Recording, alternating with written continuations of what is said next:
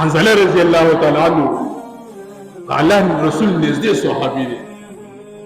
یو ورځ رامنډه وای نافق حنزله حنزله چې منافق شو دا الفاظ وې نه دي پکار وزه تبار شو ما برباد شو ما مخلولا ابو بکر صدیق راله اے حنزله ولی اے ابو بکر وزمو خلاو منافقین شو تبار برباد شو وی ولی وی کله چې موږ حضور صلی الله علیه وسلم په مجلس کې ناست وي او داغه خواصه ناست وي او هغه موږ ته بیان کوي او داغه خبرې موږ اورو وی موږ ته جنت هم داسې مخامخ ښکاري او جهنم هم راته داسې مخامخ ښکاري او داسې چې سترګو نه اوښکې روانې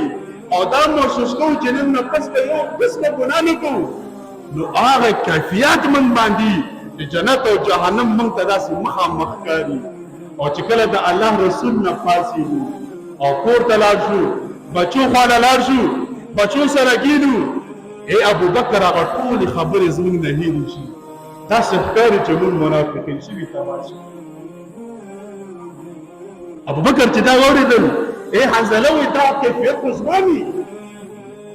زه خو هم داسې یم چې کله د الله رسول سره ناست کیفیت مې بدلي چې کله کور ته لاړ شم بچو له لاړ شم بیا مې کیفیت بدلېږي هغه ټول هر څه مانه هېر شي.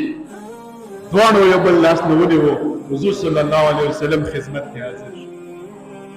نافق حنزله یا رسول الله نافق حنزله اله الله رسوله موږ تباه شو برباد شو. حنزله ولی اله الله رسوله کله ستا مجلس کې ناست وي او ستا صحبت کې ناست وي اله الله رسوله جنت او جهنم موږ مخې ته وي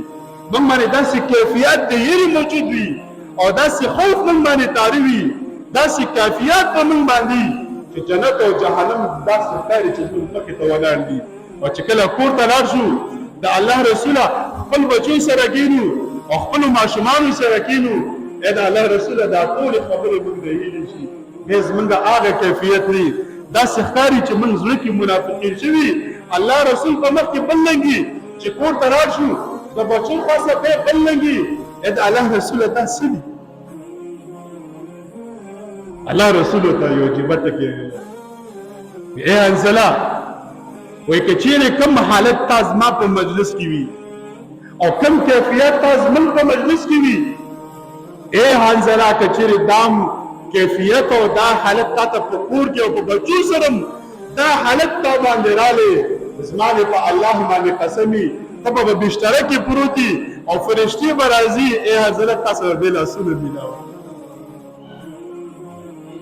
تاله به غېږې ورکوي فرشتې به تا ته سلامونه کوي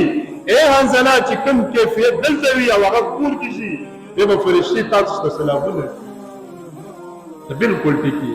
ستا ایمان بالکل کامل دی دا شیطاني وسوسې دي او دا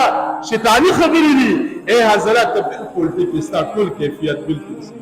دې ته تقوا ویلی شي او دې ته خوف ویلی شي دومره به صحابو ځان سره احساس کوو دومره به صحابو خپل خیر ساتو خپل ایمان به داسې کتو لکه سره چې شیشه کې ځان ته ګوري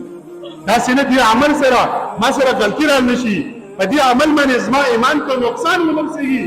صحابو به خپل ځان داسې تلو لګي ولې زړه کې تقوا موجود وه